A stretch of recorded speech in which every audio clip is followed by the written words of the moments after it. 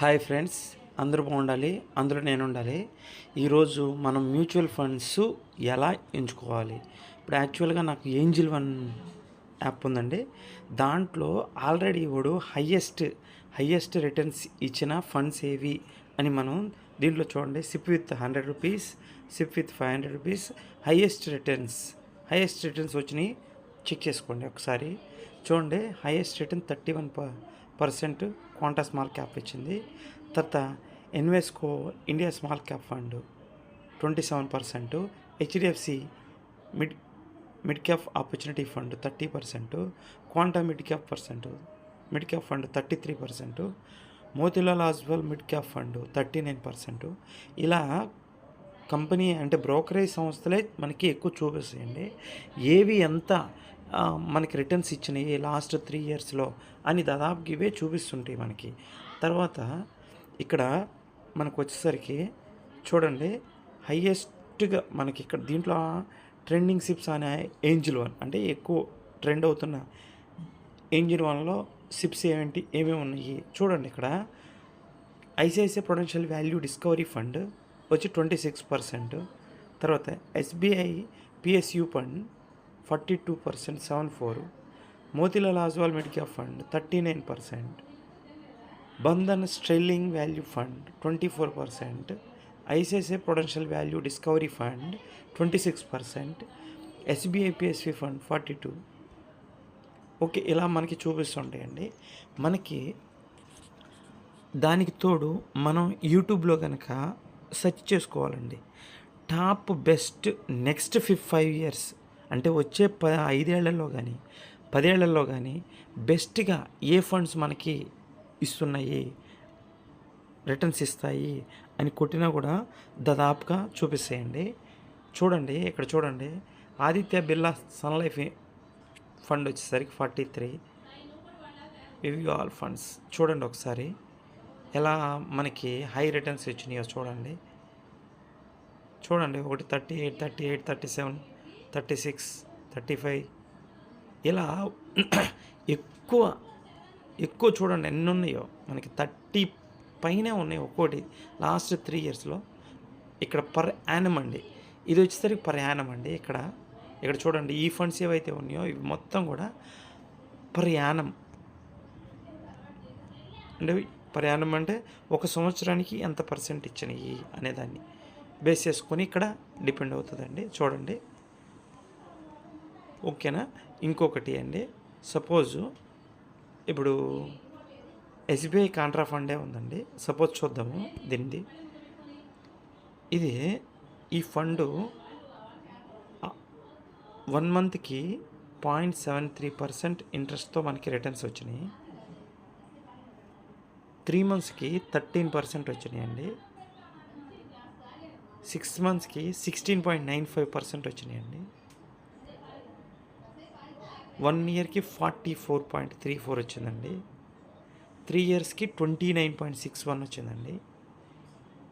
5 ఇయర్స్కి 32.55 వచ్చిందండి. అసలు ఫండ్ స్టార్ట్ అయిన కాడి నుంచి అంటే 2015 నుంచి ఇప్పటి వరకు దాదాపు 18.30% రిటర్న్స్ మనకి ఇచ్చేయండి.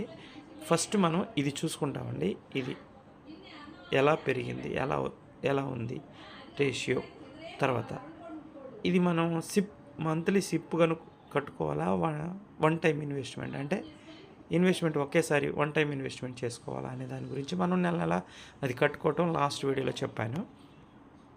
ఇప్పుడు 6 మంత్స్ 1 ఇయర్ ఇక్కడ మనం ఎంత పెట్టుబడి పెట్టుకుంటే ఎంత రిటర్న్స్ వస్తాయి అనే దాని గురించి ఇక్కడ చెప్తారండి. ప్లస్ ఇంకోటి సిమిలర్ టు దిస్ ఫండ్ అంటే ఇక్కడ ఇంకో ఫండ్తో ఈక్వల్గా చూసుకుంటే దీంట్లో ఎంతమంది ఇన్వెస్ట్ చేశారు, దీంట్లో ఎంతమంది ఇన్వెస్ట్ చేశారు, దీంట్లో ఎంత రిటర్న్స్ ఇచ్చింది, దీంట్లో ఎంత 3 ఇయర్స్కి ఎంత రిటర్న్స్ ఇచ్చింది, దీంట్లో మినిమం ఎంత సిప్ ఇన్వెస్ట్మెంట్ చేస్తామో, దీంట్లో మినిమం ఎంత అంటే కంపారిజన్ మనం చేసుకోవచ్చు అండి. చూపిస్తాడు ఆల్రెడీ వాడు. ప్లస్ ఇంకోటి అదర్ ఇన్ఫర్మేషన్ చూడండి. ఈ ఫండ్ ఏజ్ వచ్చేసరికి 11 సంవత్సరాలండి. అంటే మనం ఇవన్నీ కూడా గమనించుకోవాలండి. మనకి ఒక మ్యూచువల్ ఫండ్ ఎంచుకునేటప్పుడు ఇవన్నీ కూడా గమనించుకోవాలండి. ఏఎంయు అంటే మొత్తం ఆ ఫండ్కి ఎంత వాల్యూ ఉంది, ఫండ్ ఎంత వాల్యూ ఉంది, 34,366 కోట్లు ఉంది ఏయుఎం. తర్వాత లాక్ ఇన్ పీరియడ్ ఇన్ని సంవత్సరాలే మనం లాక్ చేసుకోవచ్చా, సిప్ కానీ లేకపోతే అదేమి లేదు. తర్వాత ఎగ్జిట్ లోడ్ 1% పడుతుంది. అంటే ఎగ్జిట్ లోడ్ అంటే వితిన్ 1 ఇయర్ లోపు గనక నువ్వు గనక మళ్ళీ ఫండ్ని విత్డ్రా చేసుకుంటే 1% ఎగ్జిట్ లోడ్ పడుతుంది అని దాని అర్థం అండి. తర్వాత ఎక్స్పెన్స్ రేషియో ఇది వచ్చేసి మనకి ఫండ్ విత్డ్రా చేసేటప్పుడు ఏ మ్యూచువల్ ఫండ్ అయినా అది ఎక్స్పెన్స్ రేషియో ఉంటుందండి. అది ఇంక్లూడింగ్ జిఎస్టీతో కలుపుకొని 0.61% ఉందండి. అవి మనం ఎక్స్పెన్స్ రేషియో పక్కా చూసుకోవాలి. తక్కువ 1% బిలో ఉన్నాయే చూసుకోండి. తర్వాత వచ్చేసరికి tax implications withdraw within 1 year లోపు కనుక విత్డ్రా చేసుకుంటే 20% ఆన్ గెయిన్స్. అంటే మన లాభం ఏదైతే ఉందో లాభం మీద 20% వాళ్ళకి కట్టాలండి. విత్డ్రా ఆఫ్టర్ 1 ఇయర్ తర్వాత కనుక దీంట్లో కనుక మనం విత్డ్రా చేసుకుంటే, అంటే మనం నెల పెట్టుకుంటా లేకపోతే 1 టైం పెట్టుకొని 1 ఇయర్ తర్వాత మనం విత్డ్రా చేసుకుంటే 12.5 tax and gains above 1.25 lakh for financial year. ఒక సంవత్సరానికి 12.5% చొప్పున మనకు వచ్చిన ఆదాయం మీద ఇంత కట్ అవుతుందండి. అయితే ఇది మనం ఎలా చేసుకోవాలి అంటే మనం ఎప్పుడైనా లాంగ్ టర్మ్ కదండి పెట్టుకునేది.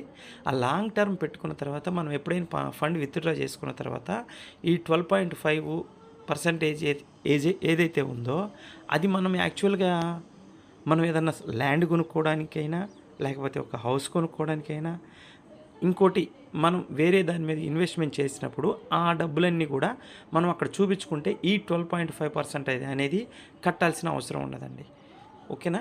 ప్లస్ అదండి. తర్వాత ఫండ్ మేనేజర్ ఎవరున్నారు, లాస్ట్ 6 years నుంచి ఈ ఫండ్కి మేనేజర్ ఎవరున్నారు. ఒక ఫండ్ మేనేజర్ మనకు తెలియని దాంట్లో పెడుతున్నప్పుడు ఈ మ్యూచువల్ ఫండ్స్ ఏవైతే ఉన్నారో వాళ్ళు ఫండ్ మేనేజర్ ఉంటారండి. ఆ ఫండ్ మేనేజర్ ఎవరున్నారు, ఎంత బాగా అతనికి బాగా తెలుసు అనేదాన్ని కూడా మనం చూసుకోవాలండి.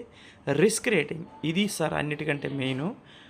మనకి మిడ్ క్యాప్ అయితే మీడియం రిస్క్ ఉంటుంది, తర్వాత స్మాల్ క్యాప్ అయితే హై రిస్క్ ఉంటాయి. మనం ఈ రిస్కులు కూడా గమనించుకోవాలండి.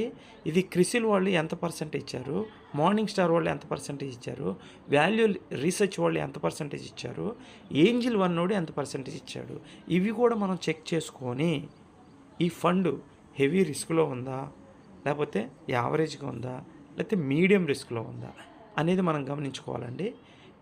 తర్వాత ఈ ఫండ్ హోల్డింగ్స్ అంటే మనం యాక్చువల్గా ఏవైతే మనం డబ్బులు కడుతున్నామో ఆ డబ్బులన్నీ కూడా వేటిల్లో ఇన్వెస్ట్ చేశారు.